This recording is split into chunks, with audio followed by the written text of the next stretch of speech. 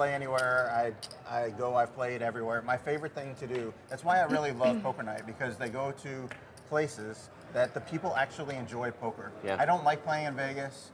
You know, some of the LA tournaments are the same thing. I don't wear headphones and hoodies and tank everything. I like to talk to people and talk to real people.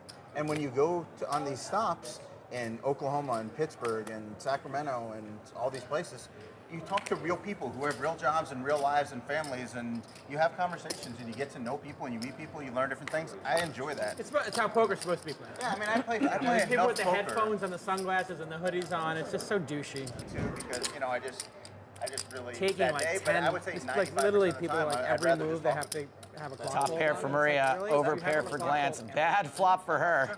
You play I tournaments? played one time with the main. What are you doing, Ross? yesterday, don't Oh, you remember? checked? No, I checked. I had to call. When I had the nut flush and you had the clock. queen, I Take it remember easy, 27 Glance. buttons You yesterday. got none of that. I called you a nickname yesterday. I remember now. No, I'm just joking. That was well played. The mark of a really good poker player is someone who can sometimes avoid losing the maximum in these spots. Oh, well, that certainly changes things. Another jack on the turn for Maria. The mark of a really good poker player is someone who can sometimes avoid winning the minimum in these spots. I was just like, what did I do this for? I'm always in Savage's big. And I made a really big stuff. mistake at the Yeah. end of day one I against like Gus him. Hansen. I'm the worst. She goes from trying to control the pot to let's blow this thing up, baby. Out of control as Maria fires 1,700. Because this literally is just fun. You know, I know. Call from Glance. So it finishes in one. I had to introduce myself to Maria today. Oh, that's Ask her her great. name. Oh, that's great. Oh, that's great. Maybe not. And the river gives her quads. Come on now, what's going on? Somebody shuffle these cards. Quads again? What is happening? And that's a terrible card for Glance because he's going to think he's got like the second nuts. And it went fast too, you know. We got a big hand developing here between Ho and Glance. Okay. Here comes Maria's bet. It's 5,100. Almost a full pot bet. And that's going to give this a think, but I don't think there's any way he folds. Yeah. The pools, No, we were able to do it when we didn't have it. the good old Yeah, he makes the call and There it is. whee, folks. quads Another again. quad burger. Do they call it a quad burger because somebody's always eating it? Bad river. That's how she rolls.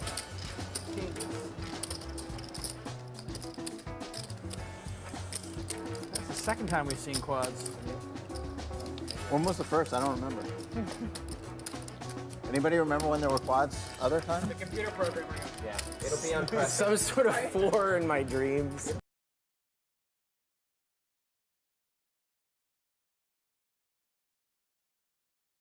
Polk raises it up with Queen Jack offsuit. Action is on Phil Ivey on the button. Call. Makes the call.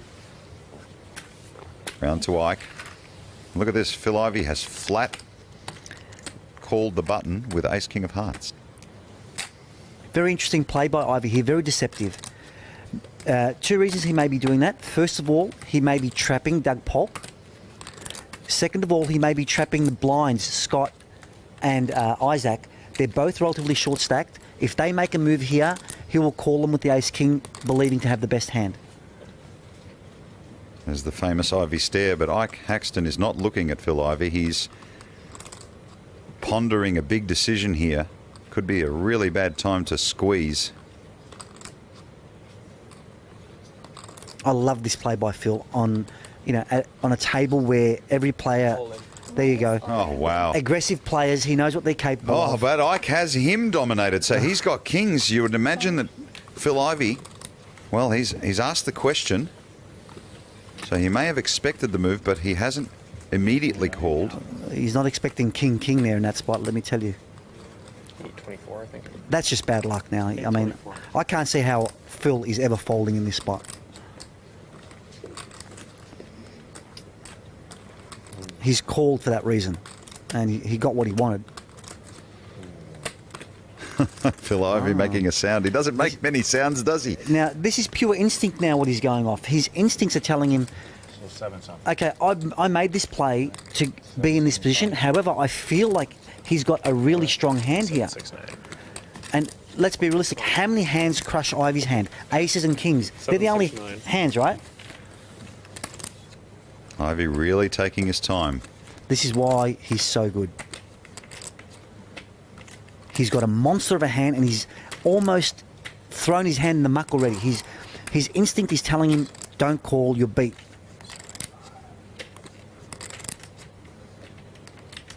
It's not like you can look over at Isaac and get a read from him. The guy's staring down at his cards, motionless. It's almost refreshing to see that instinct plays still such a big part in a game that has kind of been a little bit dominated by mathematics of recent times. But you see right here, this is instinct. There's nothing else here. Maths can only take you so far in this game. The rest has to be your instinct. And instinct only comes from experience. This would be a pretty huge fold, even for Phil Ivey. Not that we doubt his skill, but... I'll be very impressed if he folds this. This is very, very impressive. Even the fact that he's taken so long. My chips would have been in there a long time ago, to be honest. 7, 6, So he's picked up on something that obviously I can't through the camera. just when you thought that Phil Ivey had seen every situation, he doesn't. He figures it out as he goes along. That's what makes him such a good player, and he's going to make the call. So, in the end, he's probably not going to be surprised. He let the math override the instinct. Well, Ivey, still, as you can see by our percentages, a 34% chance to catch up. He knows he should have folded, but you know, this is the thing: you can make the wrong move at the right time. So Phil Ivey can get lucky here and knock Haxton out. So it's not that bad a call, I guess. Well, I don't know.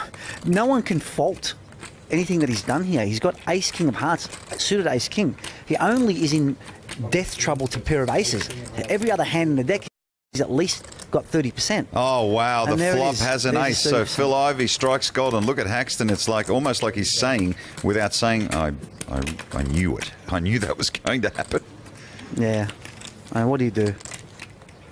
He's actually drawing to one out now because Ivey's got the other king, and now he's drawing dead.